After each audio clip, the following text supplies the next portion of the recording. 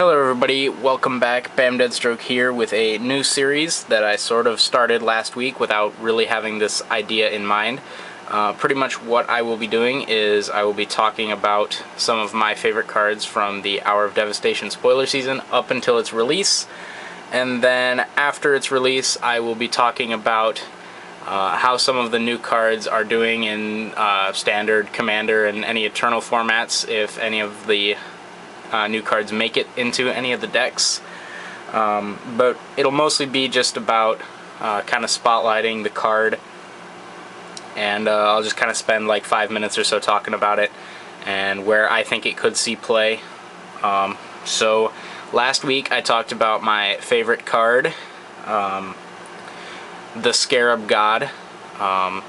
It's my favorite card for a reason, and if you don't know that reason, you should go watch that video. But today we are going to be talking about Overwhelming Splendor, which is a 8-mana enchantment that casts for 6 white. It's an enchantment or a curse where you enchant a player, and creatures enchanted player controls lose all abilities and have a basic power and toughness of 1/1. And enchanted player can't activate abilities that aren't mana abilities or loyalty abilities. So I think this is mainly, I talked about it a little bit on Twitter, but mainly I think this is the card that Wizards looked at when they banned Aetherworks Marvel, because like I said on Twitter and just, you know, kind of talking to people, there wasn't really a reason to ban Aetherworks Marvel other than the fact that from Wizards themselves, they said it didn't really create a fun playing environment.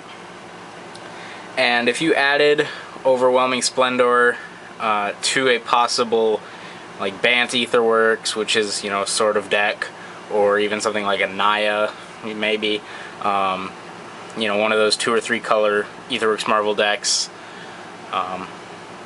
you just kind of get out of hand when you can hit Ulamog or this on turn 4. So really, that's really my thought process about that, because I mean, when you look at it, when you can cheat out this or an Ulamog on turn 4, there's not really a way to come back from that. Wizards was looking at some of the statistics by it, and it showed that turn 4 Ulamog happened like 9% of the time. But this is pretty much, I mean, I don't know how you beat this on turn 4. And to be quite honest, right now in Standard, there might be some like really janky ways to deal with it. But really there's about 11 ways to deal with it currently in Standard, and a lot of those actually rotate once Ixalan comes out. So really, I just think this card is really good, and I think this was the card that they looked at when they decided to ban Aetherworks Marvel. Now that being said, 8 mana is certainly a lot. Do I think it could fit in a blue-white control deck, or an Esper control, or a Jeskai control build? Maybe as a one-of top end. It just kind of wins you the game if they can't deal with it. I mean, they just have to try to flood the board with 1/1s and win with Planeswalkers, I guess. Unless they can get rid of it, or, you know, do something like that. So yeah, it's pretty good. I don't know that I'll be playing it in anything, but I'll definitely be looking to sideboard some answers to it, just in case I happen to run into it at all.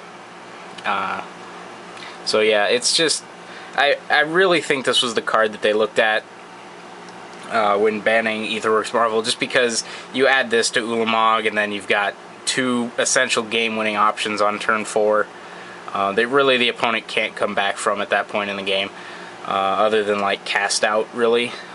So I think that's what Wizards was doing. So now I kind of slightly take back some of my thoughts on why I think Marvel shouldn't have been banned. I still think that Aetherworks Marvel itself has plenty of options in all 5 colors at instant speed, sorcery speed, before they cast it, after they cast it, stuff like that to deal with it.